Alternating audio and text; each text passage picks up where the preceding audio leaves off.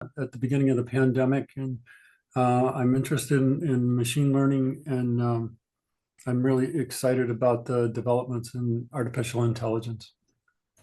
Awesome, awesome. Thank you. And what are you currently working on? Currently, I'm doing a thing on Red Hat administration, and I don't know why. There's a cyber warfare range at the community college, which is really kind of interesting that it's available to me, and so that got me interested in Red Hat and cybersecurity.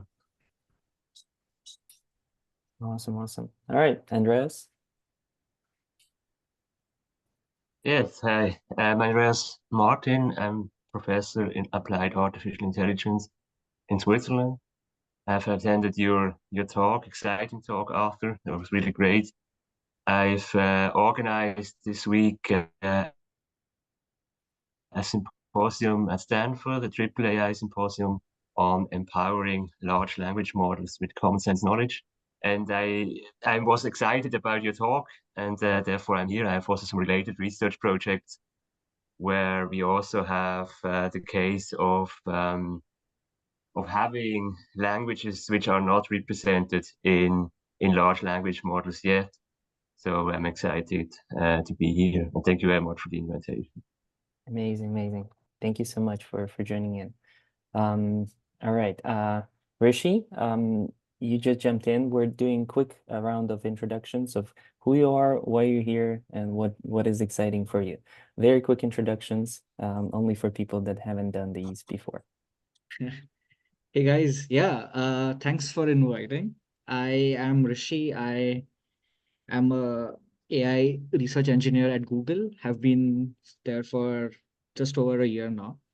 And I'm working on creating AI models for Google Pixel phones. So I have some experience in training and also like building for hardware constrained environment. And yeah, like I came across this paper, which was super interesting. And I think a shared appreciation for agents led me to meet Anton and Arthur. So Thank you, Rishi. that's about me. Yeah, and we actually met Rishi at one of the events, and well, I met him at the co-working space and invited him to join us at the hackathon, and that was an amazing hackathon. So it's very interesting how the community is pulling all the resources and brains together. All right, we have also a long-timer, Slava, joining us today from the 2020 experience. We're doing a quick round of introductions, who you are, why you're here, and what excites you. Sorry, I just joined. You're asking me to introduce myself? Yep, quick, really quick intro. Okay, so my name is Slava. I'm senior R&D engineer at it's called the Dutch National Academy of Arts and Sciences, and I'm doing a lot of projects. Well, some of them in national scale and some international, and I'm very interested in AI in general and in LLM. So I'm looking forward for today's meeting. Awesome. All right, Mikola, I don't think you've done introductions on one of these, so. Not yet. Perhaps do it. It's time to. Okay, so my name is Mikola. I am originally a CERN physicist, so that's my main background. But since 2 years, I've changed my occupation, and now I'm working in the field of data science. Particularly at the moment, I work at a Parisian startup.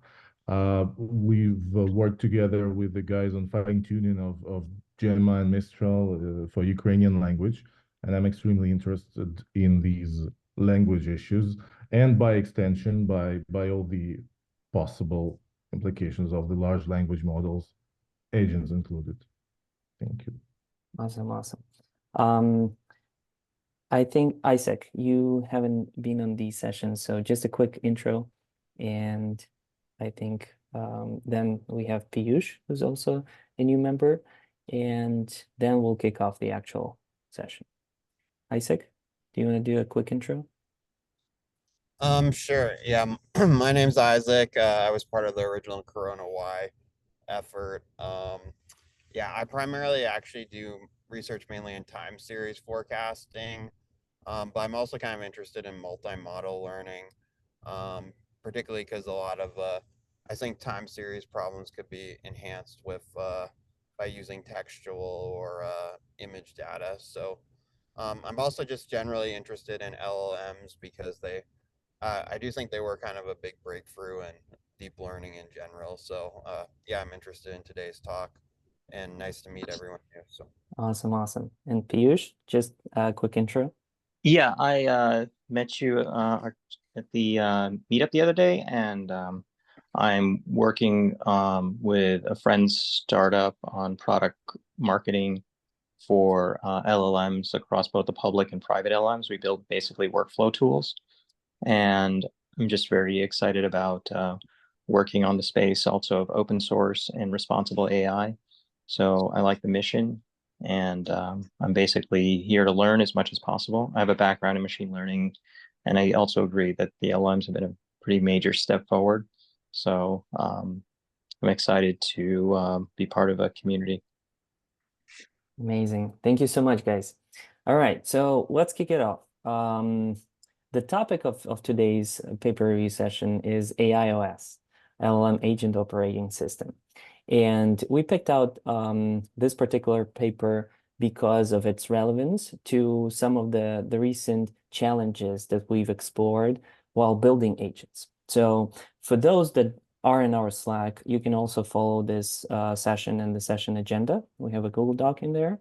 But basically, the idea about today's session is to explore the paper and discuss different components of it, because it's such an interesting framework, the proposal, both conceptual and practical, that I think there are a lot of different components that we actually we can discuss. So I'll kick off from the overall discussion point of using a LLM as the brain of the operating system. So discussing the implications of embedding LLMs into operating system, making the LLM the central brain of the OS, and how this, integration enables new capabilities. I like the extension of a thought that they put in terms of, hey, this is probably what we have to do to enable AGI. I'm not that, optimistic about this being the AGI enabler, but yeah, I would love to kick off the general discussion. For those that read the paper, maybe you have some immediate thoughts and want to jump in.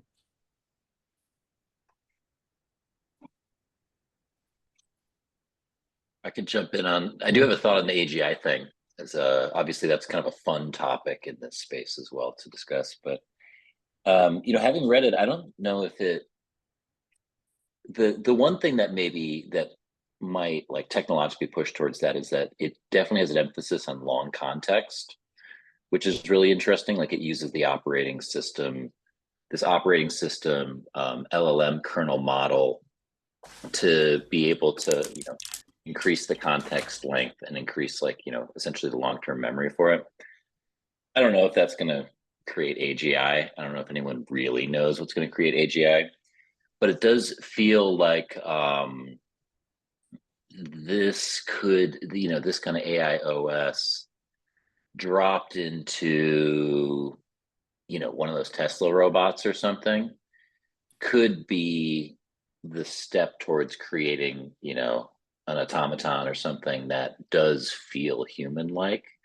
Having the LLM, I mean, this obviously would be a big step towards integrating LLMs with hardware. Yeah, so I don't know if it's like true AGI, but in terms of creating, human-like or being able to integrate with, physical hardware that, imitates humans and stuff, like this actually does that. Those were thoughts that came to mind. So, or maybe creating the Kit robot from Knight Rider. Exactly. Yeah, and I think these, the conceptual framework of separating different abstractions, the scheduling, the context management, the memory management, and tool usage with the access control are definitely necessary components. I do have some thoughts about each of those. But before we jump into first part, which is the concurrent execution and agent scheduling, does anyone else have like a general thoughts? So I have some general thoughts here as well. I don't think this like OS framework of thinking about this will move us towards AGI at all, because the moment when you have like a framework like this, you'll start immediately think about, oh, LLM is just like LLM router, or like semantic router is a emerging term for this kind of stuff. And then immediately everybody will just kind of like, hey, why do we need a huge 1.8 trillion like LLM to do this task versus I'll just do like super efficient, highly tweaked gamma, I don't know, 2 billion or even like 500 million parameters that are highly optimized for that task. And it's simply run on specific dedicated chip within my laptop or something. And this is, I think, this path that this paper is showing will lead us towards that. So kind of like super awesome kind of tools that will augment us versus kind of like, hey, this thing will take us over. In general, like my few other thoughts on the paper, I really loved it because it has like what some say would critique it, just kind of like, hey, they're just over optimizing in front of it in terms of abstractions without actually doing something, like without the need of doing this. But from theoretical perspective, I think it's just awesome framework to just simply split all of those kind of like tasks on different levels and try a few areas to kind of, hey, this is how we will approach in scheduling, all of those like topics we'll discuss slightly later.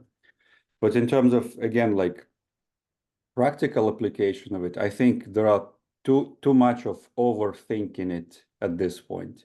I actually spent some time looking into the code, and again, it's a very new repo, but very actively developing. A lot of cool stuff happens there, but a lot of things are kind of like, why do you need agent factory at this point, for example, abstraction and stuff like this. So if you're a software engineer, definitely look at the repo.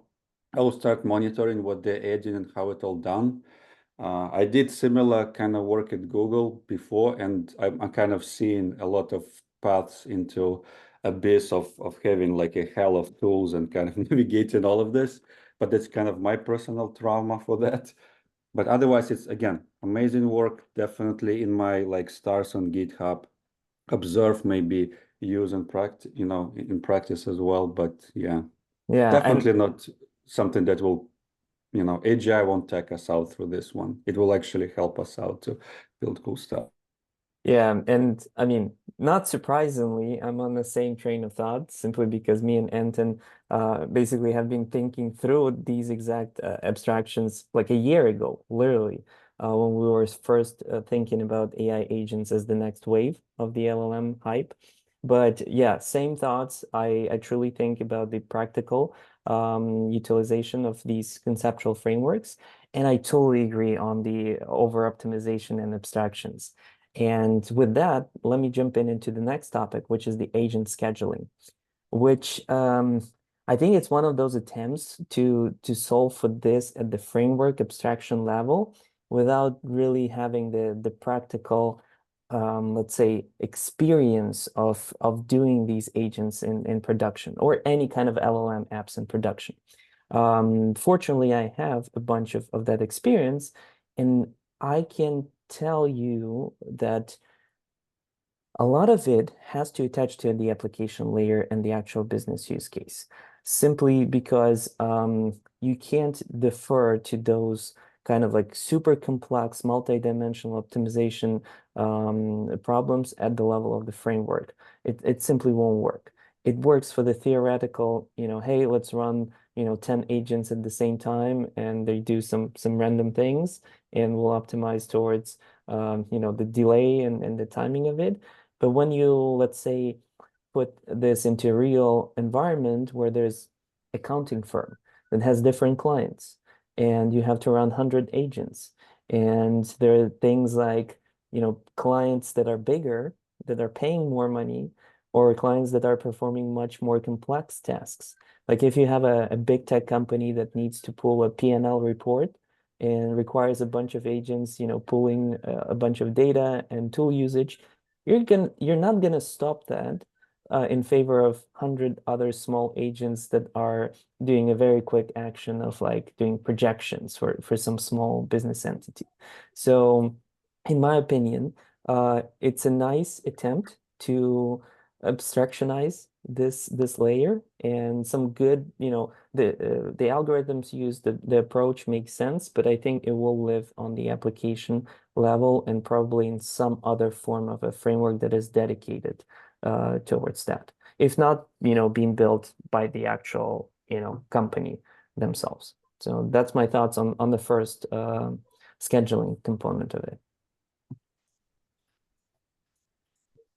Anyone else? Slava?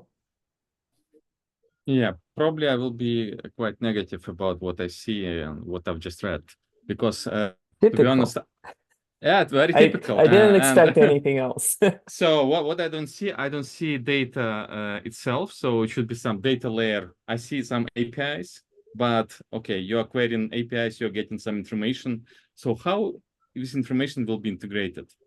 What is component responsible for that?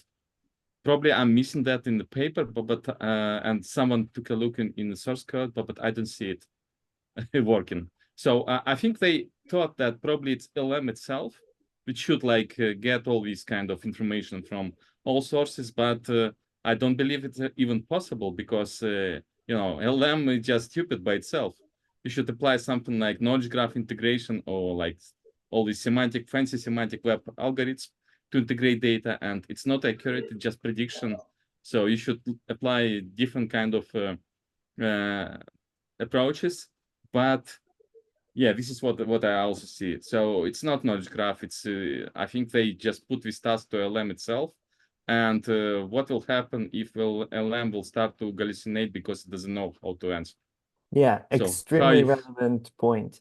I also thought about it because they kind of like they separated this problem into two abstractions, the context manager and the tool usage. And the assumption there, from what I understood, is actually utilizing the tools as a way to go and get that, knowledge from somewhere else.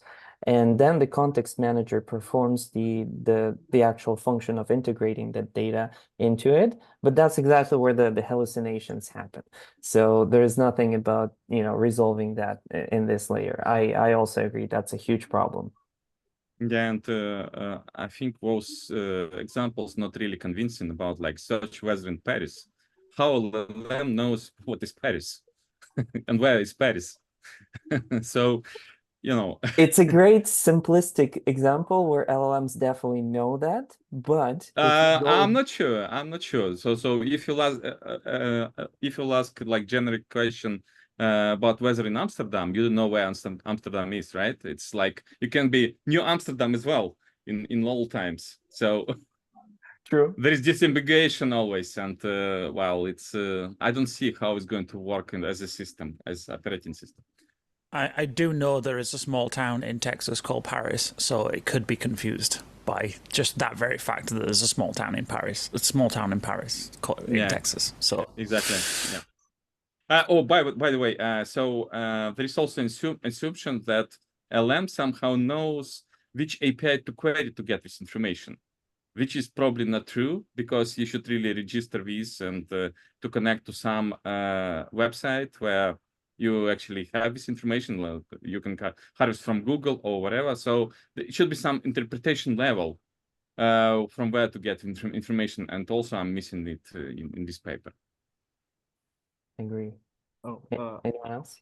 Yeah. So yeah, I agree. The examples are very like toy examples, and you wouldn't want like a fully integrated AI agent to just answer weather in Paris, right?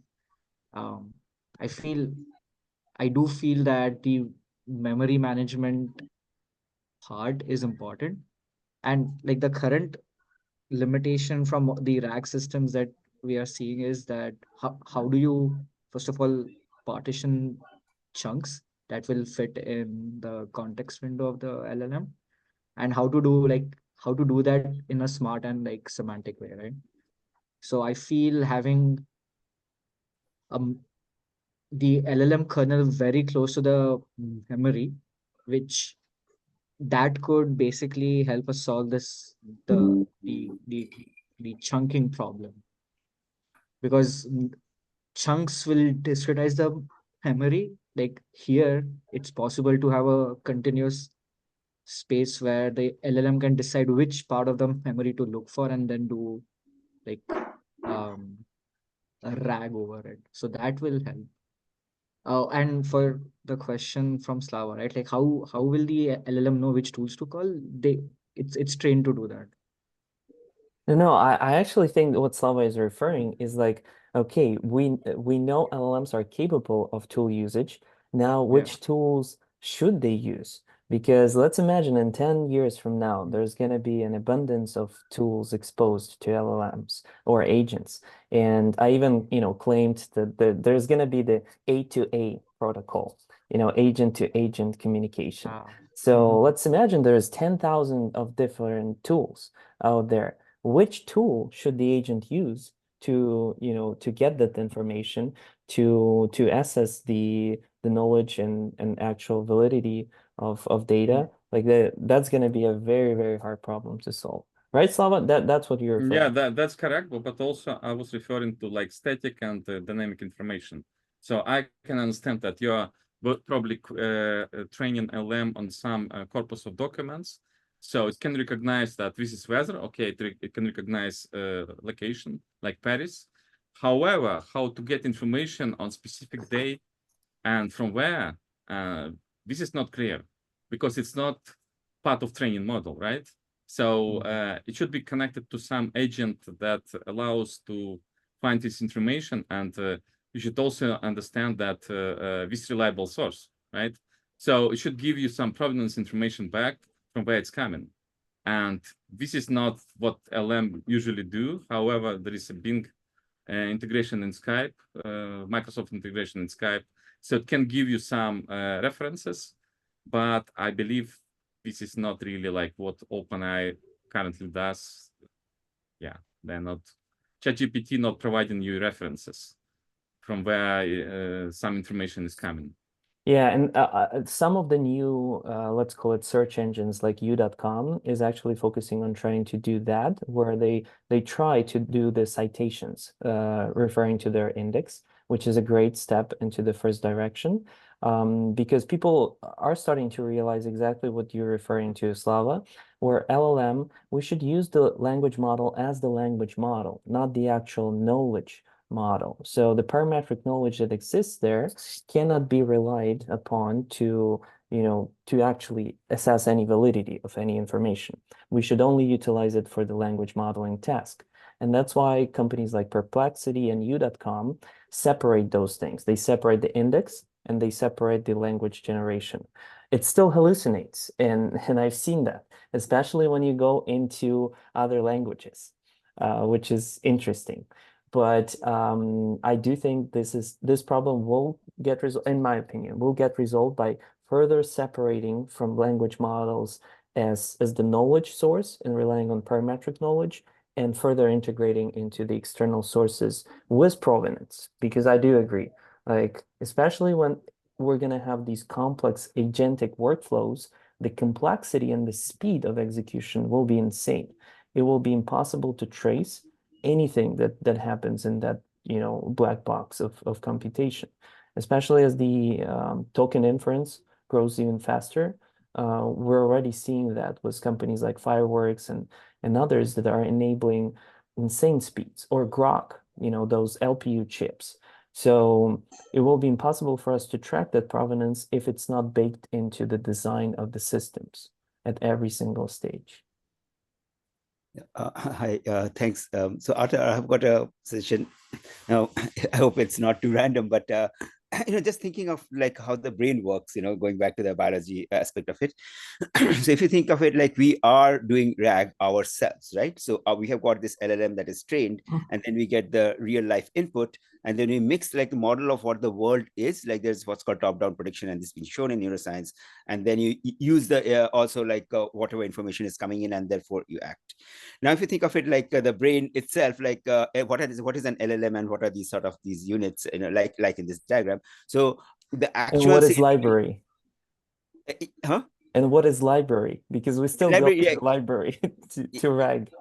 Yeah, but if you see, like, so suppose, like, say, Paris is the capital of France or something like that. So that information is stored in some neuron synapses, and nobody knows, some genetic and protein changes, whatever it is. But that if you've got an agent, like, so there so now you have to make a decision: should I go to Paris for vacation, something like that, right?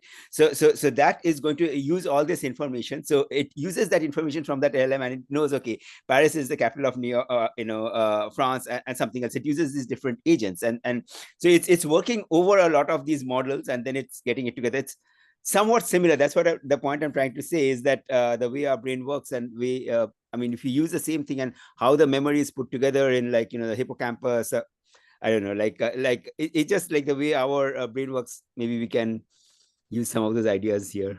Thank you, Sid. I think it's super relevant in terms of. I would have. Go ahead, Tyler. Sorry, I was thinking that. Like, I'm looking through, like, the managed tools it talks about in this paper, and I would have thought that a little bit like how the brain uses heuristics to work out, like, if somebody said, what's the weather in Paris, you won't be thinking random small town in, like, near Austin, Texas. No one's going to think that. It might be that, but the chances are you're going to be like, okay, they're looking at weather related to a travel plan. If they're going to be looking at weather related to a travel plan, they probably mean the capital city of France, so we're going to go with that statistically. But when they come back with results, it'd be smart to come back with, like, Paris, France, weather is this. And then if you, the person who is asking the agent to do this job, realize that actually, no, I don't mean Paris, France, I meant Paris near Austin, Texas, they'll be like, oh no, small town Paris in Texas, that one, please. But because it's going to use, it looks like it uses Google search. So just like how Google search uses very smart, like, heuristics, it uses, like, probabilities. Like, there's way more Paris, France talked about than there is tiny Paris town in Texas. So they're going to be like, they're probably statistically looking for the big capital city of a big country rather than tiny town of population, whatever. So, like, I'm thinking that there's probably some inference and some heuristic system built into it, but I can't fully understand where and how that language model would build that in, or where it's saying that the language model. But again, it's not really building and explaining what the language model is. It's just like theoretically a language model. So if you're gonna put a lot of data in it, there's gonna be way more examples in that language model of capital city of large country rather than tiny town. So I think it's probably uses some heuristics to solve some of that, and that's probably part of how it builds context. I'm suspecting, but this doesn't actually explain how yet. Thank you, Tyler. Yeah, I would say in current implementation, even what Tyler just described about building context is going to be problematic, because it should be also data involved. Like, I see another example, I need to buy, where user is saying I need to buy a new phone, looking for something with this great camera, at least like 128 GB storage, blah, blah, blah. So what they do, they're querying Google, and Google is optimized. So you're getting probably not latest prices, but probably someone put these prices 2 years ago with phone. So without getting date, you actually don't know what you're looking, right? Because it's reporting you back. I have a great deal for you, but probably it's outdated phone, because some SEO optimizers, they already put this information in Google, so some data should be also involved in the query, and I don't see it here. I think that's actually a question of, which tools and which data to use, because as we progress with AI generated content, there will be more and more AI generated content that is meaningless, and relying just on the Google index will basically become impossible. So we'll have to utilize, APIs and tools that connect to the real-time data that is proven to be correct, and it should be solved on that interface level, I think. Anyone else? How do you like, so when you say like something is meaningless or meaningful, I don't know how to do that. Like, so same, like, so suppose like, there are many of us, we have seen, say common knowledge about politics and geography of the world, but we interpret it differently. We've got this internal representations, and we have got this association, like how do we put all this information together? So I don't think like you have the more and more AI agents, and they are, interpreting things in a certain way, just like people interpret in a different way. And we have got communities, and, people differ. So what is meaning? I don't know how you say meaning. Yeah, sorry for, a very ambiguous term. I think that if you haven't experienced this yet, you will in the next year. I have experienced it personally when I try to Google some general type of thing, like a recipe for a food, right? And then I end up on this blog that is definitely AI generated. And whenever I get into very niche, kind of like the edge of the knowledge, and it's AI generated, it doesn't make any sense. Like I know the recipe cannot be that, and it's just like gibberish, basically, even though it reads well and it's definitely optimized for SEO, but it doesn't make any sense. So we're gonna see more and more of that. Yeah, and the example I sent you also regarding that brain, the effects of certain chemicals in the brain. That was, I mean, I don't know what led to it, like to think that I'm asking for that stuff. Yeah, exactly. All right. Unless anyone else has points for this, we kind of discussed the scheduling and the context management. The next point I would like to discuss is the actual memory and storage management, which is a huge problem for the current systems. As of recent, we've seen OpenAI adding, a memory component into ChatGPT, so it actually saves like sentences and terms about what you've interacted with, which is a nice step into the first implementation of it. And there are plenty of like MemGPT frameworks that are out there, but I haven't seen anything that actually solves it at scale for real world applications, because all of these seem to be simplistic and kind of like interpretations was what memory is. What I liked is that they split the short-term memory and the long-term memory. It's interesting separation, because obviously that's how our brains work, or so we think it works, but I don't know how they're gonna solve the aspect of the long-term memory being bloated, because their current, abstraction relies on the fact that, hey, we'll just dump everything into this long-term storage. And as a result, it's going to be like, if you assume the usage over years, there's going to be so much data, and there's no practical way of managing that. And obviously, we as human beings, we actually forget things, which is a nice heuristic that we use to manage that complexity. And whenever we don't forget things, we actually need that association to retrieve something from a deep index that we may have forgotten. I think there should be more research into the components that deal with that, because this kind of like simplistic, like, hey, we'll just dump it into storage, won't work. So that's my Arthur, quickly, like there are some people with a certain genetic mutation. So there are proteins involved in forgetting, and people have the mutation. So these people, unfortunately, they will remember every little bit since they are age of 4 till they are whatever. I mean, every little thing. And of course, so about the brain getting filled up, like we don't know how these things are stored. So I'm just saying that we can't infer that just adding more stuff will overblow your memory and how that is represented. But of course, like these people are not smart people. They're not like these people, like he said, like he wasn't smart or anything, but I mean, there was a story about how he he was in a reporter and went for an interview and for a meeting, and for 2 hours he didn't take notes, and his manager was furious, said, why didn't you do it? And then he repeated every word of it, and then it turned out that he was this kind of a person. So but yeah, I'm just saying that yeah, there is that, of course, forgetting and having focus on a certain indexing that does give prioritization. Otherwise, I mean, how do you retrieve it is another question, not only store it. So but we can't always analyze to the brain. We don't know exactly what's happening there. I can confirm I'm very married to with such kind of person. She remembers everything. Even like 20 years ago, she can go to a specific date and she can repeat. So I can confirm this. Yeah, but there's quite a lot of research around neurodivergent minds with regard to what's called neurological pruning, and the idea of removing branches and connections. And it's quite well understood that autistics, for example, don't prune as regularly or consistently, which is why their brains are more sensorily integrated and memorily integrated, but it is also connected to like memory overwhelm and sensory overwhelm, because the brain is more connected. Those things that trigger trains of thought and sections of the brain can connect into other parts of the brain and other parts of the neurology in a way that's less typical, because they have atypical brains. They have brains that are different because of this less regular and less thorough pruning. Like pruning happens as you develop. It happens in childhood several times, and by teenage years, some quite strong pruning happens in the teenage years. But with a lot of autistics and ADHD people, that pruning happens less.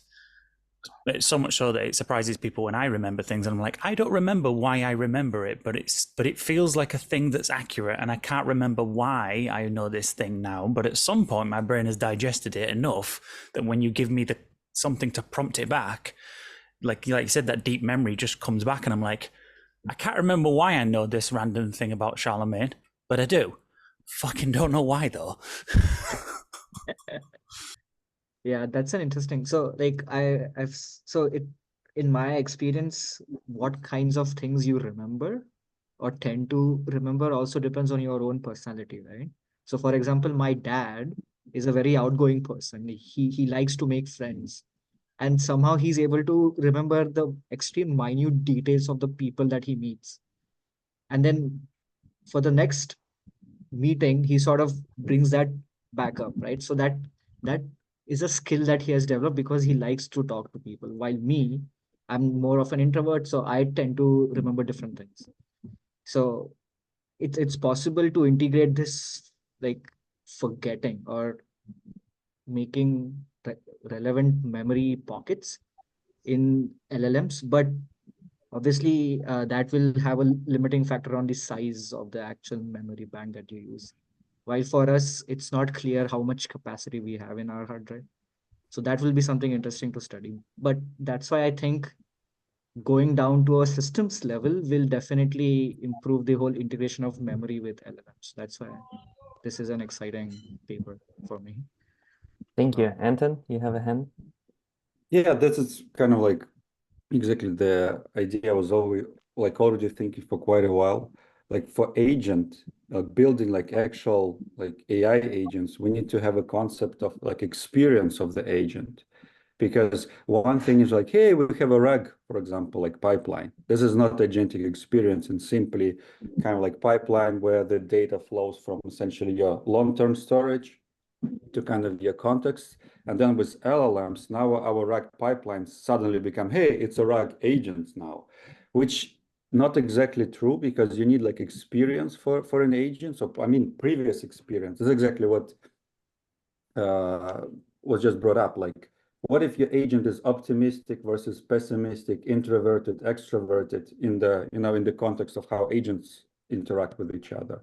So that is a very interesting concept to think about it. And this is what essentially, if we now look back to our topic of discussing this specific agent OS proposal, like all of those abstractions, they won't help build those type of agentic experiences.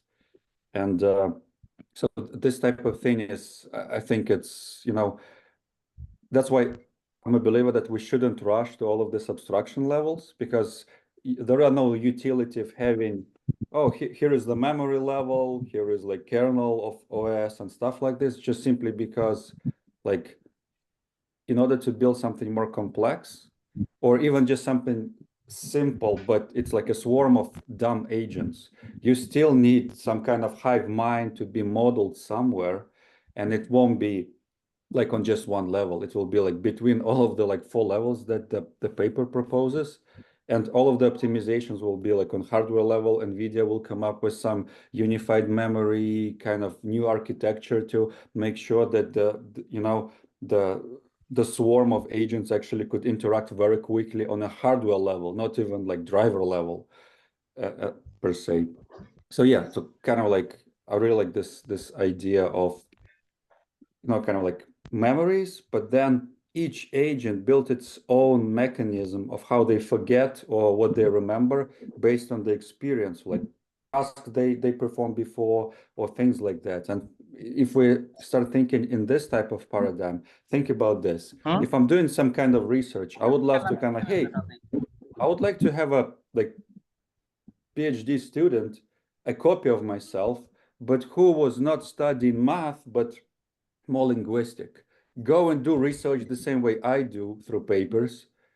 But if I had linguistic experience of studying, or then the opposite, kind of hey, it'll be interesting to see from perspective from math only, theory and all. And then you spawn up essentially a clone of agent that is your personal assistant, but now it goes through the same stream of data, but now with different priors, and just kind of come to different conclusions. And then you as a researcher kind of hey, this is me left brain fully person, here is me fully right brain kind of personality. Boom, I have some initial things to play with now with my own mind, and generate some new research and stuff like this. So again, it's a very interesting topic overall. Super relevant. Vijay, you had the hand next. Yeah, so one thing I noticed was that they were going through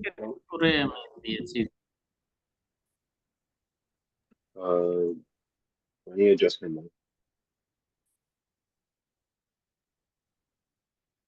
Sorry, I muted Saptarshi. There was some noise. Go on, Vijay. So one thing that I noticed is that they're exploring a lot of different options. They're searching through it, but I guess when you're storing all of the information from previous runs in the context, what happens when you need to run operations that are immutable, right? Because here you're just doing information gathering, and if you're doing information gathering, you can go search a bunch of different things. And each search query isn't really going to have much of an effect on the overall outcome. But what happens when it actually does? Yes. And how could that be? How can it still intelligently work through that without, causing major errors on the systems?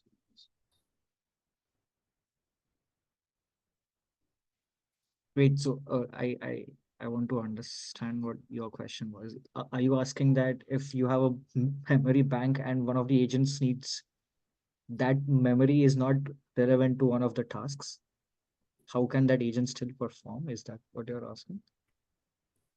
No. Say there the agent is being asked to remove certain pieces of information, right? Upon the removal of those pieces of information, either it's impossible or it's going to be very hard to add those things back in. Unless you have when you're working with the general system, obviously if we're working with a specialized database that you write in the tooling for, you could have rollbacks and those sort of things coded in. But if you're talking about a more general system, right? In that scenario, how would this be able to respond, and how would you be able to create something that's able to make sure that a solution that's found doesn't have a significant adverse?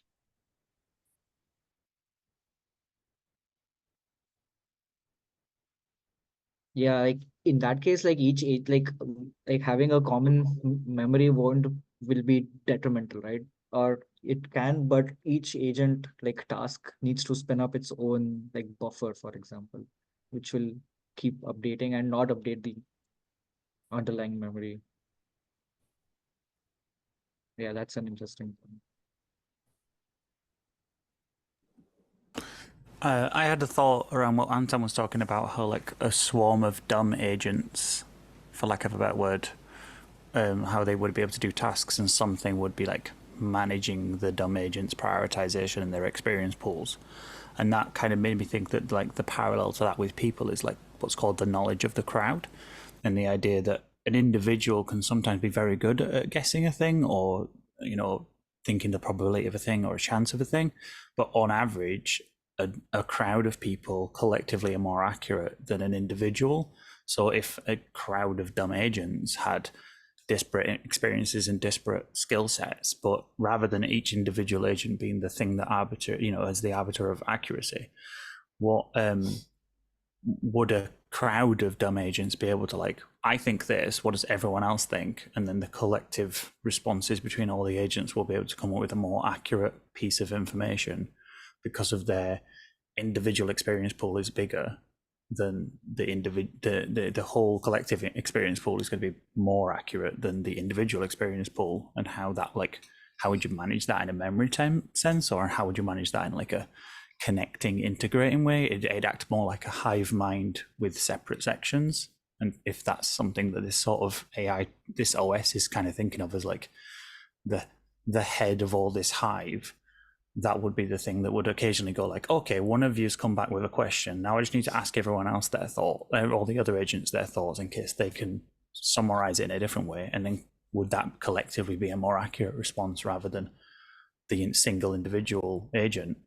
But that would also be like way less energy efficient and electricity efficient, because it would be just, if you've got 20,000 dumb agents and you're asking one of the agents one thing, and if it could do it quite simply, fair enough. But if it was like, this is a bit more of a complex problem, I'm going to ask 10,000 more agents the same question and see if the answer is more accurate collectively rather than individually. I think that's like the thought I had around Anton's swarm of agents. Yeah, the memory itself is such a interesting topic, in the sense of, I don't know everything about neuroscience, but I've heard that you will remember the incident you remember the last time about that incident, and it's not that exact incident you remember. So there is a chain of uh, memory, and you kind of forget the actual incident. That's what I've read. So I'm not sure, like, can that be incorporated? And if you keep remembering it, it's more like an LRU cache or something like that, right? And eventually over a period of time, you develop a core memory, which is sort of you. And there are certain things you don't remember at all, but there is, like, okay, you talk to others and they describe certain events, and you kind of generates that visual in your head. Probably you remember that, and not exactly the incident itself. So, like, coming to the point of this swarm agents, maybe that can help you remember or visualize certain things, and you think that you probably remember, but you might not remember. So even in our system, there is that short term memory and also long term memory, but you're ideally remembering the incident you remembered before, and not the actual incident. So in this way, the forgetting thing can be kind of handled. I do not know. That is exactly how memory works, as far as I understand. That Yeah. when you remember a thing, really, you remember the last time you remember it. It's one of the reasons why memories deteriorate, because each time you remember it, you affect the memory itself. So the first memory is the true memory, and then each recalling of memory affects the remembering itself, which is probably where like LLMs hallucinations come from, because it's like not remembering accurately because something has affected the memory or the recall of it. And like if there's a parallel in the brain, that's probably the most similar version of it. Yeah, interesting point. Andreas? Yes, if we investigate the paper, I think they are just defining this long-term memory as a rack on its own. So as they have described it, I don't think they see it similar as humans really store memory. So and as they have described it in the paper, it's for me pretty much sure that it is not related to human memory, in my point of view. I think it's just long-term storage outside of a life cycle or of an interaction. The life cycle part and the interaction part would be the short-term memory, and then the long-term memory consists of storage of episodes of interaction, and then what they propose is actually that they do rack over that long-term memory. So, and as I see it, I think that's not like humans think. And I'm also a bit unhappy that they were claiming AGI in the abstract. I think that was the only place where they were claiming it, that it is a step towards AGI. So personally, I don't think that it is ever achievable, but that's my personal view on it. So I think that just having a long-term storage, doing RAG over it, and that's pretty much it.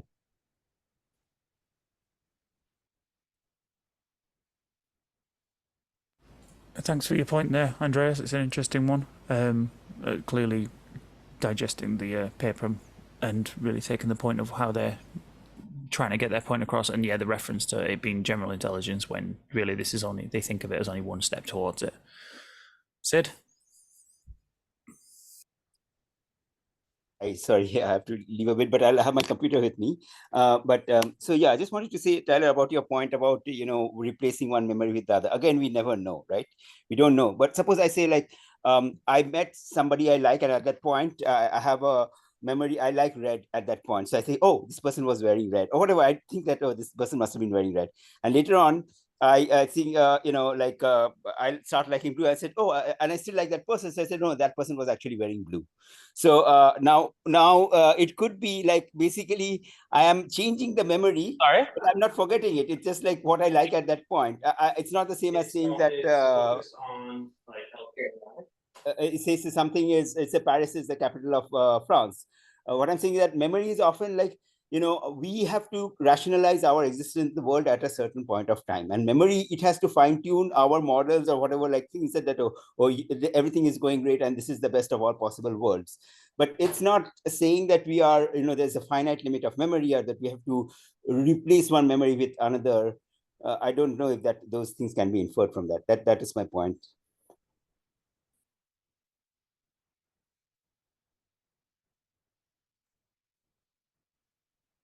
Slava? Yeah, I just put a few notes in chat. So I think that we have also a perfect opportunity to describe long-term memory as a knowledge graph with facts, with statements. However, there is also the problem that if you want to remove some statements, you obviously will get holes in knowledge graph, and it's not clear how to connect all this information with those holes. So if you'll think about Wikipedia and Wikidata, we already have kind of long-term memory created by a lot of people, right, in collaborative way. So if we'll express this knowledge as a knowledge graph and we'll put it, and we'll connect to LM, probably it will be a kind of first attempt to create long-term memory. And I think that this is direction where all should move, should be moving. And probably if you'll think about short memory as well, so it also has potential to be expressed as a facts described by knowledge graph. Well, it's also a very difficult topic because you have personal information, and this personal information should be managed properly. So a lot of questions. My full support in this. I think that the paper is lacking of something like an inclusion of a knowledge graph, because that's knowledge graphs and also being able of doing reasoning is something that it is, in my point of view, needed in future for better agents. So absolutely my support here. So that would be an extension to that paper, with respect to creation of knowledge, the storage, as well as also in respect to the resolution of this Paris discussion we had before, right?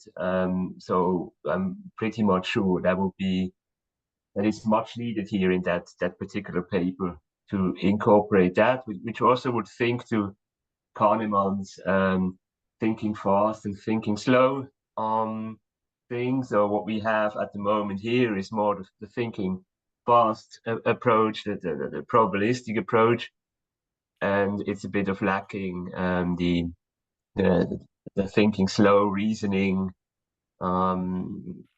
approach here as well. I would say we already started to work on a long-term memory in a way with cross-France standard. So some time ago, Google France initiated a new standard for machine learning, and I'm also part of this discussion. And In first release, there is also implementation also included for Kaggle and Hugging Face. So if you go there, you should be able to download metadata in this standard. However, it's only metadata expressed as a knowledge graph. I'll put specification here. And it's also coming in Dataverse data repository, probably in DSpace and some others. So it also has a nice description of variables. If variables also available from files, so you can get kind of descriptive statistics like mean, median, and this kind of stuff. And this is really like cool for machine learning because you can also use it to train your model. So you can get, you can connect to data set, you can recognize variables, you can understand what it's about. If you have connection to knowledge graph, and also you can split in like test and training set and train your model on this. This is why Croissant actually was created. So as a long-term memory, it could be used in the future. I really hope that Google will make it kind of standard for everyone. And at least Facebook is also, Meta is also part of this discussion. And I was talking to Microsoft, but they're a bit hesitant. We'll see. But anyway, so it has some potential, I think. So you just take a look on this specification in chat. Yeah, those who like Croissant, like idea of that, like meta data specs, definitely pin me on our Slack because I have a few ideas how we can like build an agent for that and kind of work with Slava on that as well. So definitely cool topic. Okay, folks, we're close to end of our session. I think we actually covered even the topic of tools as part of this chatting about memory, long-term memory, etc. We could always view it as just simply, hey, just a tool for an agent to use. Long-term memory in form of a knowledge graph or any other means, or maybe RAG pipeline to simply surface some facts that they care about, and so on. So it'll be interesting to play with it in the future. Also, a few items on our agenda for today. So regarding our research agent, like assistant that we've built, we actually got quite a bit of a progress in recent weeks. Partially because we were like during our hackathons, we essentially were using our infra for those things. So a few stats, let me pull up the document. So we already indexed not only like just like last couple of weeks of papers, but 220K papers indexed in our MongoDB instance. And also thanks to Rishi, during a recent hackathon we participated, we start actually building like a basic knowledge graph on top of those papers. So we're talking about topic of AI, ML, and some computational related to computer science, like topics on archive.org. We're able to build a pipeline that extracts named entity recognition. Then given those named entity recognitions, it actually extracts the relations between them. We will manage to index, I think, something like 1,500 papers so far. But then that pipeline broke because we didn't have access to that specific endpoint for Mixtral model that we use for that. So everything is based on open source models. We don't actually need proprietary models, which is a good thing for our mission. But yeah, anyways, like we're still working on that. There are a lot of moving pieces. That pipeline constantly breaks. So people who are interested in this, and I know in our community we already have a lot of people who are into extracting knowledge triplets.